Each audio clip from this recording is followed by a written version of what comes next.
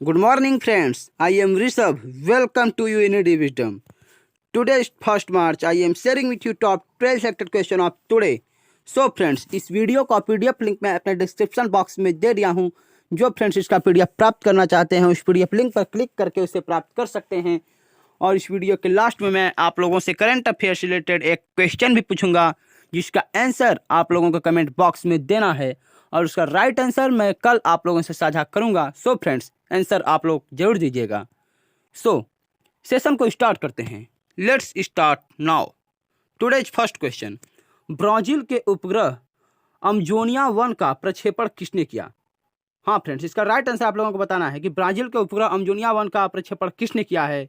इसका right answer है first, यानी नासा ने इसका प्रक्षेपण किया है। फ्रेंड्स, देखते हैं फैक्ट। इसरो 28 फरवरी को आंध्र प्रदेश के श्रीहरिकोटा के सतीश धवन अंतरिक्ष केंद्र से ब्राजील के उपग्रह अमजोनिया 1 का प्रक्षेपण किया। अमजोनिया 1 के साथ 18 अन्य सहयात्री उपग्रह भी ध्रुवीय उपग्रह प्रक्षेपण यान PSLV-C51 पर सवार होंगे। PSLV-C51 यानी अमजोनिया 1 न्यू स्पेस इंडिया लिमिटेड का पहला समर्पित वाणिज्यिक मिशन है, जो अंतरिक्ष विभाग के अधीन एक भारत सरकार की कंपनी है। और PSLV का फुल फॉर्म फ्रेंड्स होता है पोलर सैटेलाइट लॉन्च व्हीकल। और इसरो के बारे में फैक्ट देखते हैं। इसरो की स्थापना 15 अगस्त 1969 को हुई और इसरो का मुख्यालय बेंगलुरु कर्नाटक में है। और प्रशासक हैं प्रेजेंट टाइम में जो कि प्रमुख डॉक्टर के सिवान। और आदर्श वाक्य यानी मोटो क्या है इसरो का? तो इसरो का मोटो है मानव जाति की सेवा में अंतरिक्ष प्रौद्योगिकी, जो कि किसी भी एग्जाम पॉइंट ऑफ व्यू से बहुत इंपॉर्टेंट है। फ्रेंड्स, देखते हैं नेक्स्ट क्वेश्चन। हाल ही में राष्ट्रीय विज्ञान दिवस कब मनाया गया? इसका राइट आंसर आप लोगों को बताना है फ्रेंड्स कि राष्ट्रीय विज्ञान दिवस हाल ही में कब मनाया गया। इसका राइट आंसर है डी, यानी 28 फरवरी को राष्ट्रीय विज्ञान दिवस मनाया गया है। देखते हैं फैक्ट। राष्ट्रीय विज्ञान दिवस हर वर्ष 28 फरवरी को रमन इफेक्ट की खोज के सम्मान में मनाया जाता है। राष्ट्रीय विज्ञान दिवस 2021 का विषय future of science and technology and innovation impact on education skills and work है, जो कि किसी भी एग्जाम पॉइंट ऑफ व्यू से इंपॉर्टेंट है। फ्रेंड्स, भौतिक विज्ञानी सीवी रमन को रमन इफेक्ट की खोज के लिए 1930 में नोबेल पुरस्कार दिया गया। नेक्स्ट क्वेश्चन देखते हैं। हाल ही में जैव प्रौद्योगिकी विभाग ने अपना कौन सा स्थापना दिवस मनाया है? फ्रेंड्स, इसका राइट आंसर आप लोगों को बताना है। इसका राइट आंसर है सी, यानी 35वां। जैव प्रौद्योगिकी विभाग ने हाल ही में अपना 35वां स्थापना दिवस मनाया है। देखते हैं फैक्ट। जैव प्रौद्योगिकी विभाग ने 27 फरवरी 2021 को अपना 35वां स्थापना दिवस मनाया। समारोह ने विभिन्न श्रेणियों में प्रतिष्ठित ब्राइट या जैव प्रौद्योगिकी अनुसंधान, नवाचार और प्रौद्योगिकी उत्कृष्टता पुरस्कारों को भी चिन्हित किया। कोविड महामारी के समय में डीबीटी की पहल को दर्शाने वाले ई book DBT fights Covid virus से वैक्सीन तक का भी अनावरण किया गया।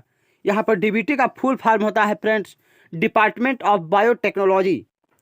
जैव प्रौद्योगिकी विभाग के बारे में फैक्ट देखते हैं। इसकी स्थापना हुई 1986 में और इसका मुख्यालय नई दिल्ली में है और इसके सचिव हैं प्रेजेंट टाइम में डॉक्टर रेणु स्वरूप। नेक्स्ट, साहित्य अकादमी के मानद फेलो के लिए किसे चुना गया है? इसका राइट आंसर आप लोगों को बताना है। साहित्य अकादमी के मानद फेलो के लिए फर्स्ट, जो कि बी क्वेश्चन, इसका ऑप्शन राइट है, बेलचेरू नारायण राव को चुना गया है। Belcheru Narayan Rao is the right answer. देखते हैं फैक्ट।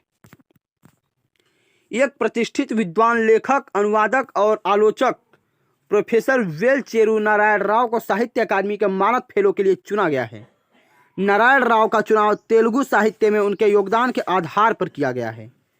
उनके प्रशासकों में शामिल है girls for sale, Kanya Shulkam और a play from colonial India. Next,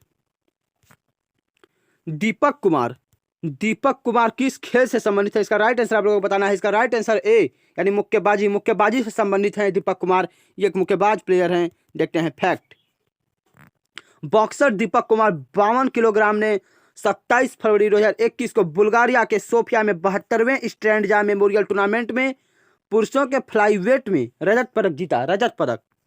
way Bulgaria के डेनियल एस्नो के खिलाफ विभाजन के फैसले में अंतिम फेस ऑफ हार गए। यह रजत पदक इस प्रतिष्ठित और यूरोप के सबसे पुराने टूर्नामेंट से 23 वर्षीय दीपक का पहला पदक भी है। नेक्स्ट, फरवरी 2021 में किसे राजस्व विभाग का अतिरिक्त प्रभार दिया गया है? किसे दिया गया है फ्रेंड्स? इसका राइट आंसर आप लोग को बताना है। इसका राइट आंसर है ए, यानी तरुण बजाज। तरुण बजाज को दिया गया है। Tarun Bajaj is the right answer. देखते हैं फैक्ट। आर्थिक मामलों के विभाग के सचिव तरुण बजाज को राजस्व विभाग का अतिरिक्त प्रभार दिया गया है। उन्हें राजस्व सचिव डॉक्टर अजय भूषण पांडे की सेवानिवृत्ति के बाद अतिरिक्त प्रभार दिया गया है। उन्हें 1 मई 2020 को आर्थिक मामलों के सचिव के रूप में नियुक्त किया गया था, जो पहले प्रधानमंत्री कार्यालय में एक अतिरिक्त सचिव के रूप में कार्यरत थे। नेक्स्ट क्वेश्चन, भारतीय वायुसेना ने बांग्लादेश वायुसेना को एक विरासत अलावेट तृतीय हेलीकॉप्टर उपहार में दिया है। इस हेलीकॉप्टर का प्रयोग पाकिस्तान को किस वर्ष हराने में किया गया था? किस वर्ष हराने में किया गया था फ्रेंड्स? इसका राइट आंसर है डी, यानी 1971। 1971 में पाकिस्तान को हराने में अलावेट तृतीय हेलीकॉप्टर का उपयोग किया गया था और यह हेलीकॉप्टर भारतीय वायुसेना ने बांग्लादेश वायुसेना को जो कि गिफ्ट दिया है, पुरस्कार, गिफ्ट, उपहार। देखते हैं नेक्स्ट फैक्ट क्या है। 1971 के युद्ध में पाकिस्तान को हराने के 50 वर्ष पूरे होने के अवसर पर भारतीय वायुसेना प्रमुख RKS भदौरिया ने बांग्लादेश वायुसेना को एक विरासत अलावेट तृतीय हेलीकॉप्टर भेंट किया। ढाका से रिटर्न गिफ्ट के रूप में IAF इंडियन एयरफोर्स को एक विरासत F-86 कृपाण विमान मिला। यानी बांग्लादेश ने भी इंडिया को रिटर्न गिफ्ट दिया है, जो कि F-86 कृपाण विमान दिया है। कृपाण विमान की अदला बदली भदौरिया के 4 दिवसीय बांग्लादेश यात्रा के दौरान 27 फरवरी को ढाका में हुई। ढाका जो कि बांग्लादेश की राजधानी है। और भारतीय वायुसेना के बारे में फैक्ट देखते हैं। भारतीय वायुसेना यानी इंडियन एयरफोर्स की स्थापना 8 अक्टूबर 1932 को हुई थी। इसका मुख्यालय है नई दिल्ली में और इसका मोटो यानी आदर्श वाक्य है नभ स्पृशम दीप्तम, जो कि किसी भी एग्जाम पॉइंट ऑफ व्यू से इंपॉर्टेंट है फ्रेंड्स। नभ स्पृशम दीप्तम। और बांग्लादेश के बारे में फैक्ट देखते हैं। बांग्लादेश की राजधानी है ढाका, मुद्रा है टका, राष्ट्रपति है अब्दुल हमीद और प्रधानमंत्री हैं प्रेजेंट टाइम में शेख हसीना। नेक्स्ट, कर्नाटक राज्य उद्योग विभाग ने किस जिले में एक खिलौना निर्माण क्लस्टर प्रस्तावित किया है? किस जिले में? इसका राइट आंसर आप लोगों को बताना है। इसका राइट आंसर है बी, यानी कोप्पल जिले में एक खिलौना निर्माण क्लस्टर प्रस्तावित किया है। देखते हैं फैक्ट। मुख्यमंत्री BS येदियुरप्पा ने 9 जनवरी 2021 को क्लस्टर के लिए आधारशिला रखी। पारंपरिक चन्नपट्टन लकड़ी के खिलौने और कोपल किन्हार खिलौने और गुड़िया को क्लस्टर के माध्यम से बढ़ावा दिया जाएगा। क्लस्टर में उद्योग स्थापित करने के लिए 7 समझौता ज्ञापनों पर हस्ताक्षर किए गए हैं। कर्नाटक के बारे में फैक्ट देखते हैं। कर्नाटक की राजधानी है बेंगलुरु और प्रधानमंत्री हैं BS येदियुरप्पा और राज्यपाल हैं वजुभाई वाला। राजकीय पक्षी है इंडियन रोलर। लोकसभा सीटों की संख्या 28, राज्यसभा सीटों की संख्या 12, विधानसभा सीटों की संख्या 224 और विधान परिषद सीटों की संख्या है 75 और जिलों की संख्या है 30। कर्नाटक में 30 जिले हैं और ये रहा मैप में कर्नाटक। और कर्नाटक में जो कि राष्ट्रीय उद्यान भी हैं और वन्यजीव अभ्यारण्य भी हैं। तो कौन कौन से कर्नाटक में राष्ट्रीय उद्यान पड़ते हैं, इसको हम लोग डिस्कस करते हैं। तो कर्नाटक में अंसी राष्ट्रीय उद्यान और बांदीपुर राष्ट्रीय उद्यान और बन्नेरघट्टा राष्ट्रीय उद्यान और कुद्रेमुख राष्ट्रीय उद्यान और राजीव गांधी राष्ट्रीय उद्यान जो कि कर्नाटक में पड़ता है।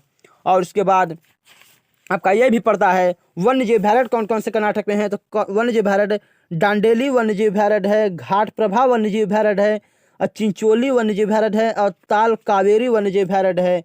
और उसके बाद बाघ आरक्षित क्षेत्र भी कर्नाटक में पड़ते हैं, जो कि कौन कौन से बाघ आरक्षित क्षेत्र हैं। तो फ्रेंड्स बांदीपुर बाघ आरक्षित क्षेत्र है, नागरहोल बाघ आरक्षित क्षेत्र है, भद्रा और दांडेली अंसी और बिलगिरी, ये सब बाघ आरक्षित क्षेत्र हैं। नेक्स्ट क्वेश्चन देखते हैं। नेक्स्ट, हाल ही में सेरा वैश्विक ऊर्जा और पर्यावरण नेतृत्व पुरस्कार कौन प्राप्त करेगा? किसे दिया जाएगा फ्रेंड्स? सेरा विश्व वैश्विक ऊर्जा और पर्यावरण नेतृत्व पुरस्कार। इसका राइट आंसर आप लोग को बताना है। इसका राइट आंसर है डी, यानी नरेंद्र मोदी को दिया जाएगा ये पुरस्कार फ्रेंड्स। देखते हैं फैक्ट। नरेंद्र मोदी ने मार्च 2021 के पहले सप्ताह में सेरावीक सम्मेलन 2021 के दौरान सेरावीक वैश्विक ऊर्जा और पर्यावरण नेतृत्व पुरस्कार प्राप्त करेंगे। उन्हें ऊर्जा और पर्यावरण में स्थिरता के प्रति अपनी प्रतिबद्धता के सम्मान में सम्मानित किया जा रहा है। प्रधानमंत्री मोदी सम्मेलन में मुख्य भाषण भी देंगे, जो आभासी तौर पर 1 से 5 मार्च तक आयोजित किया जाएगा। नेक्स्ट, संयुक्त राष्ट्र की विकास नीति समिति ने किस देश को लिस्ट डेवलप्ड कंट्री की श्रेणी से उन्नत करने की सिफारिश की है? इसका राइट आंसर आप लोग को बताना है। इसका राइट आंसर है बी, यानी बांग्लादेश। बांग्लादेश को देखिए उन्नत करने की सिफारिश की है। देखते हैं fact. United nation committee for development policy ने बांग्लादेश को लिस्ट डेवलप्ड कंट्री की श्रेणी से उन्नत करने की सिफारिश की है।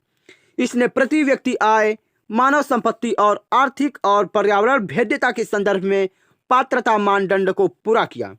2018 के बाद से यह लगातार दूसरी बार है जब सीडीपी ने बांग्लादेश के लिए सिफारिश की है। देखते हैं नेक्स्ट। हाल ही में दिल्ली विश्वविद्यालय के 97वें वार्षिक दीक्षांत समारोह को किसने संबोधित किया? इसका राइट आंसर आप लोग को बताना है फ्रेंड्स। इसका राइट आंसर है ए, यानी Ramesh Pokhriyal Nishank is the right answer. Ramesh Pokhriyal Nishank ने दिल्ली विश्वविद्यालय के 97वें वार्षिक दीक्षांत समारोह को संबोधित किया है। देखते हैं फैक्ट। केंद्रीय शिक्षा मंत्री रमेश पोखरियाल निशंक ने दिल्ली विश्वविद्यालय के 97वें वार्षिक दीक्षांत समारोह को दिल्ली में 27 फरवरी 2021 को संबोधित किया। विश्वविद्यालय के इतिहास में पहली बार 1,78,719 डिजिटल डिग्री को केंद्रीय शिक्षा मंत्री द्वारा ऑनलाइन वितरित किया गया था। विश्वविद्यालय के दूरस्थ क्षेत्रों में संस्थानों का समर्थन करने के लिए विद्या विस्तार योजना भी शुरू की। विद्या विस्तार योजना शुरू की है फ्रेंड्स। देखते हैं नेक्स्ट। फरवरी 2021 में कुंभ मेले से पहले निम्नलिखित रेलवे स्टेशन में से किस पर एक केंद्रीकृत नियंत्रण कक्ष स्थापित किया गया है? इसका राइट आंसर आप लोग को बताना है फ्रेंड्स। आखिर में कहां पर केंद्रीकृत नियंत्रण कक्ष स्थापित किया गया है? तो इसका राइट आंसर है डी, यानी Haridwar. Haridwar is the right answer. देखते हैं फैक्ट। आसपास के सभी रेलवे स्टेशन सीसीटीवी के माध्यम से जुड़े हुए हैं। उनके फीड को इस कंट्रोल रूम में स्ट्रीम किया जा रहा है। केंद्र में एक टेलीफोन लाइन भी स्थापित की गई है। हरिद्वार में 1 से 30 अप्रैल 2021 को कुंभ मेला आयोजित किया जाएगा। उत्तराखंड सरकार ने कुंभ मेले को 30 दिन के लिए सीमित करने का फैसला किया है। नेक्स्ट, क्वेश्चन ऑफ यस्टरडे, यानी कल का क्वेश्चन जो मैंने आप लोगों से पूछा था, उसका राइट आंसर आ गया है फ्रेंड्स। 2020-21 के लिए टाटा इनोवेशन फेलोशिप के लिए किसे चुना गया है?